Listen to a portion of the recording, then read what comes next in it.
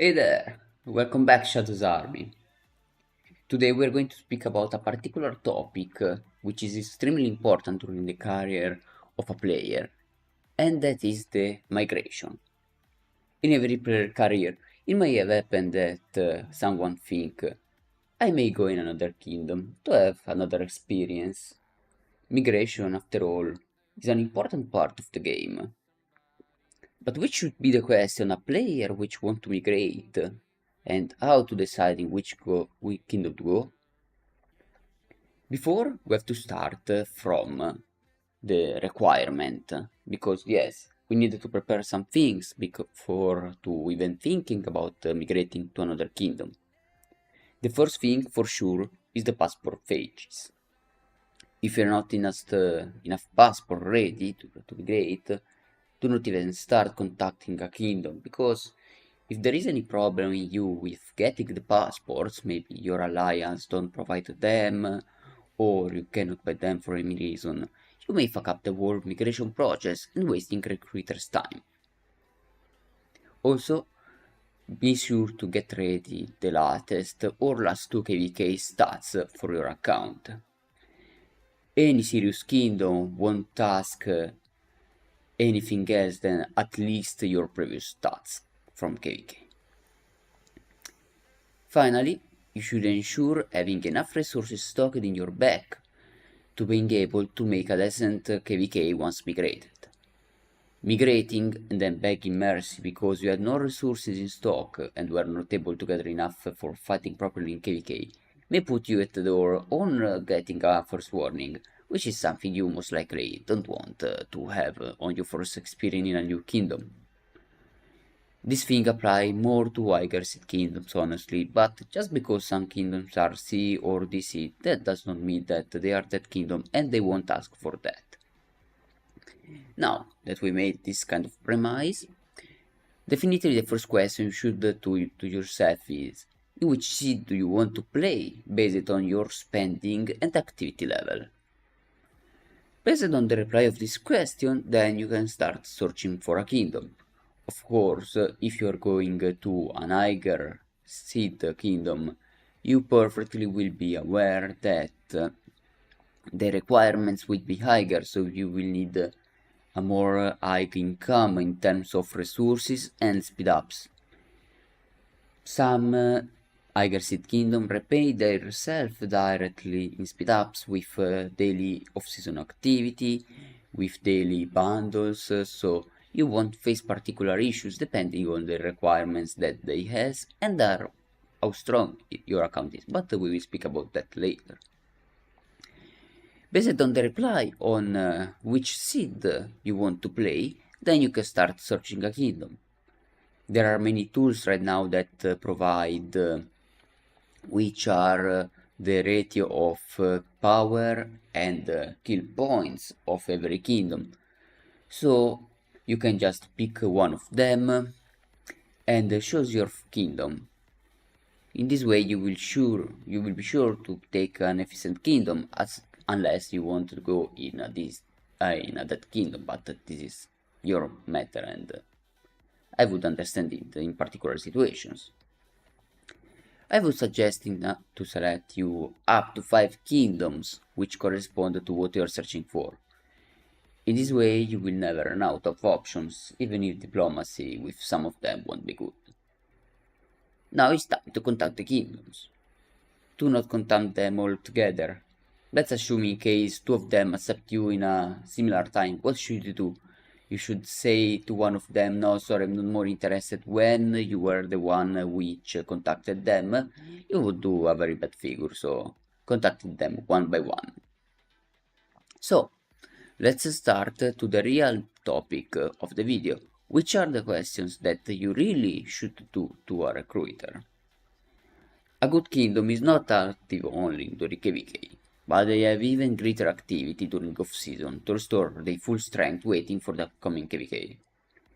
If you are going to a C-solid Sea Kingdom, then you should verify they are able to obtain one alliance chest for day thanks to the number of barbarian for their rally and the chance of they buy. A solid seed, it get between 50 and 60 fighters. So with even considering a purple alliance chess which required 3.5 million points, is definitely nothing impossible if everyone cooperates, because remember, this is a cooperative game, not a single player one. Getting 16 to 18 free hours of speed up each day plus the speed ups obtained by Barbarian Form itself will surely help. If you are going to an A-seed kingdom instead, then you should ensure they do not get less than 3 alliance chests for a day. I mean, you will need most likely 3 times the speed ups that you needed in C-seed based on the solidness of the kingdom you are going, so that make definitely sense also. Maybe low A-seed kingdoms will require 2, higher, so top A-seed will require 3, but more or less this must be the data. Otherwise, it means that the off-season is not going how you would expect. Let's step to the next question. Is the kingdom fully covered for max tech garrison and rally leaders for each troops type? As you know, every 3 months more or less, meta tend to change with new commander releasing, and staying in a kingdom which lack max tech rally or garrison leader may be a problem during war.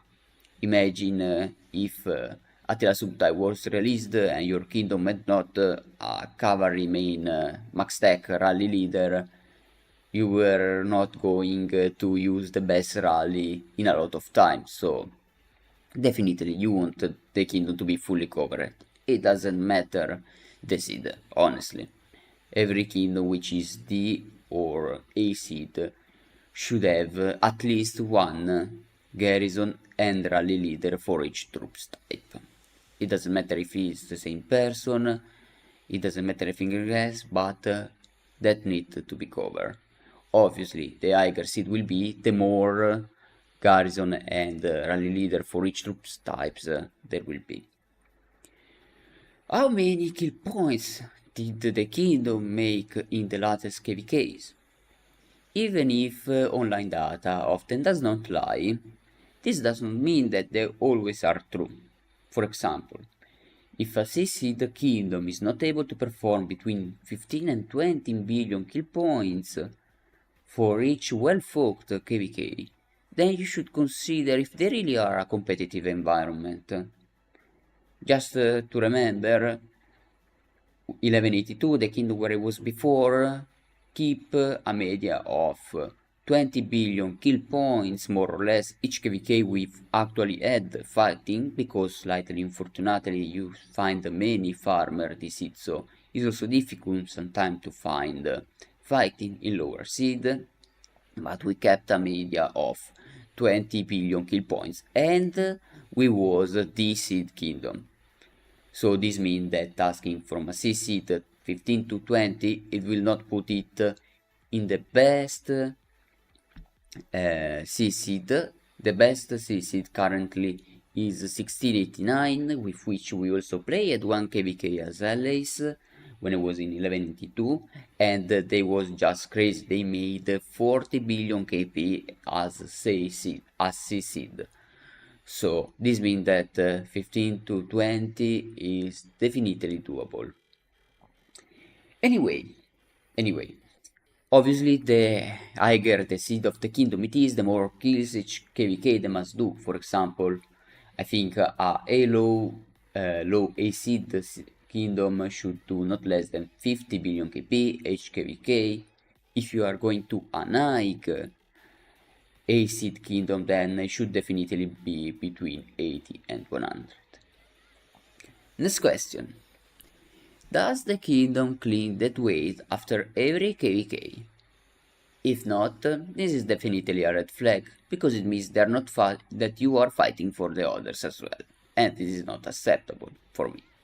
Then obviously it's your choice. Which is farm's account policy? Does the kingdom accept every town hall farm account, and how many? Most likely, the lower seed the kingdom is, the lower number of town hall 25 farms will be permitted. And this is how a low seed kingdom should act.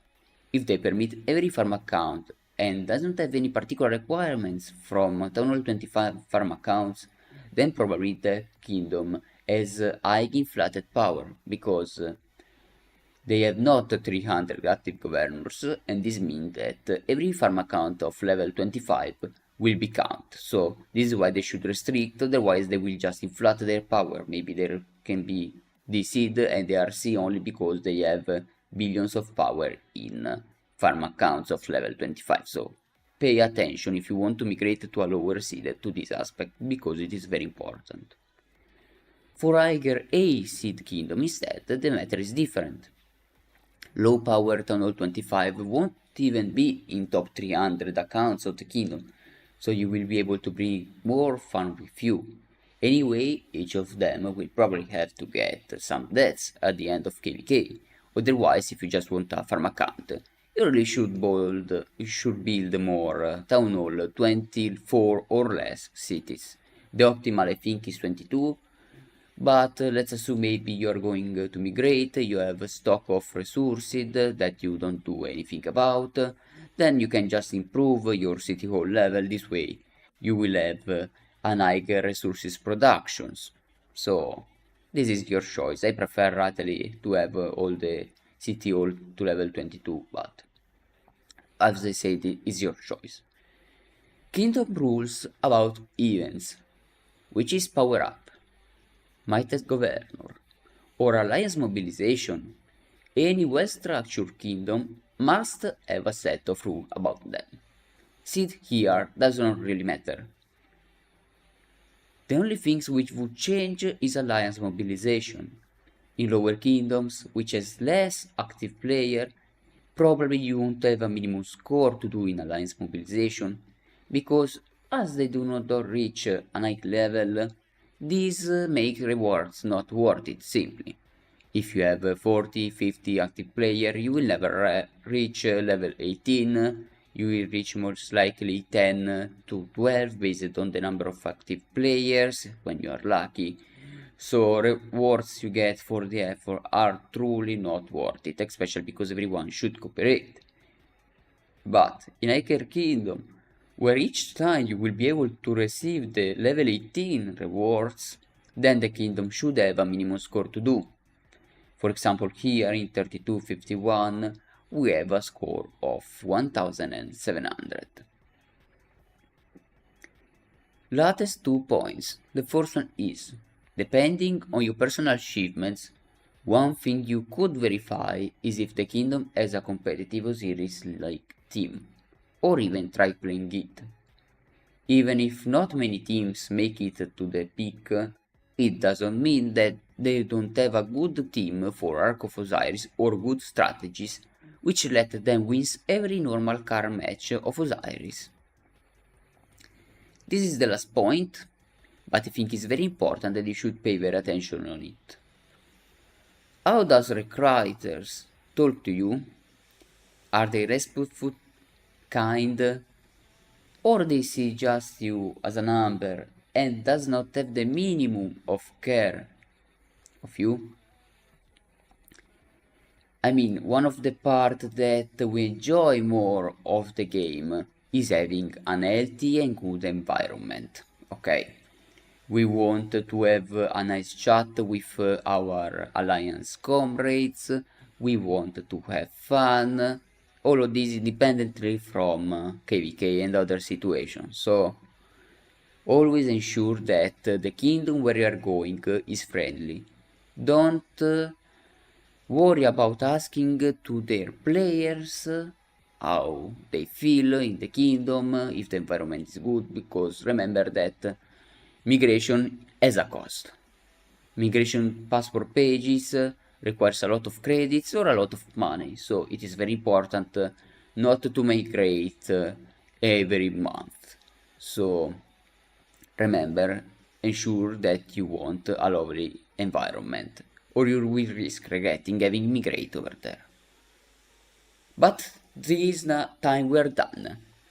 We are done with the player which wanted to recruit, and now it's time to go to the part of Kingdom Recruiter. Some questions may sound redundant or just not very important, but they almost grant you going in a pretty solid, good environment and getting good people which make their environment continue. Being recruiter is in fact one of the most difficult jobs in Rise of Kingdoms, just after diplomat in my opinion.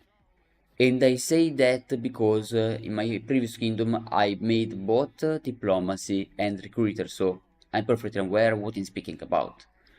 Those two jobs are just shit. But someone still have to do them, no? Anyway, the decision that recruiters will take will directly affect your kingdom. Will someone which you recruit quit as soon as he's entering the kingdom? People will look at you because you recruited him.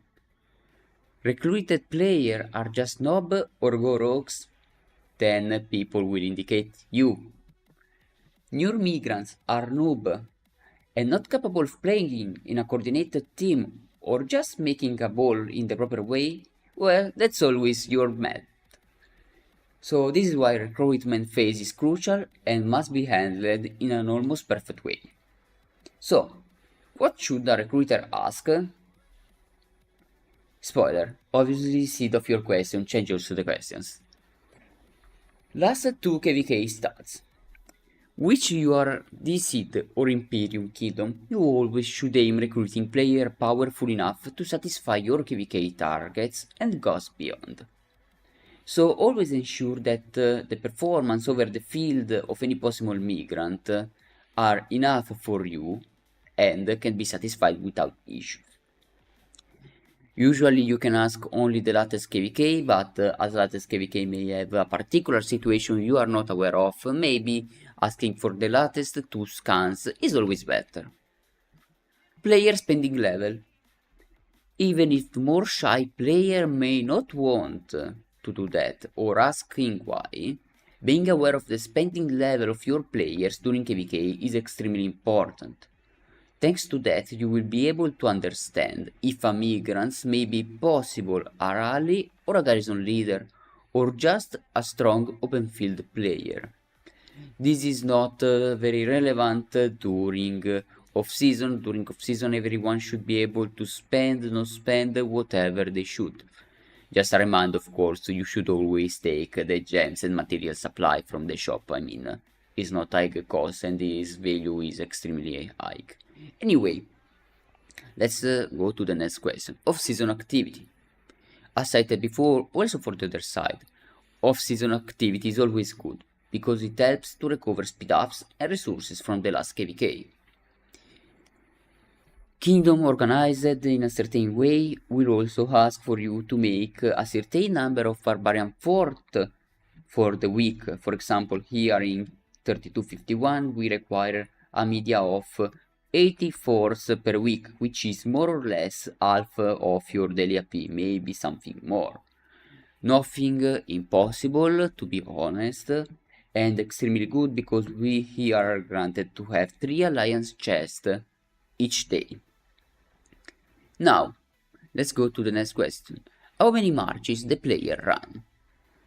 As it is true that till when the player hit minimum of his target is okay in some reality, it's also important to remember that the more marches over the field there are, the higher is the chance that you can win a bullfight. This is why if a player has less of 3 or 4 meta marches, it's very difficult that you can accept it. Maybe in lower seed till when he has 3 meta marches is gonna be okay, but in higher seed he definitely need to have 4 to 5 meta marches, otherwise you may risk having a player which has not enough marches. Obviously this changes if you're speaking about a native player of a very young kingdom. Of course his account may be a little lower on that, but this is up to you. After all, migration is also a matter of investing into someone. Gear informations. Nowadays, commanders are not the only aspect which define a player's strength. You can also have 10 meta marches, but if your gear and armaments are bad, you are just batter over the field. Always be aware over the commander, how they geared up and which formation they do have. The next one is the most difficult job, as well as the last point. Does the player still enjoy playing the game? If not much, you may risk quitting after entering your kingdom or just playing that way. This situation does not happen often in the higher seat, but as many people think lower kingdoms are dead, they think they can be playing farming over there. Pay extremely attention on this point, because someone which is not enjoying the game anymore is the more likely quitting very soon. So this is extremely important and you should definitely pay attention over this point. This was the latest things that a recruiter as well should ask. As you can see, many of the points are similar on each side because this show how much important they are and how much important they are overall to provide the best environment internally to a kingdom. I hope this video was interesting and that it will help some people in future. Maybe you didn't talk to some things or whatever. I hope this really be entertainment content. If you have any suggestion about that video to implement some further question each of the sides should ask, please feel free to place it into the comment. Also, don't forget about subscribing to the channel if you had some good entertainment over this kind of content, and you can see my other video. In this way you will always get updated and also be ready to watch our KVK, which will start more likely depending on registration time in around 1 month. So thanks everyone for watching and have a good day everyone. Bye bye.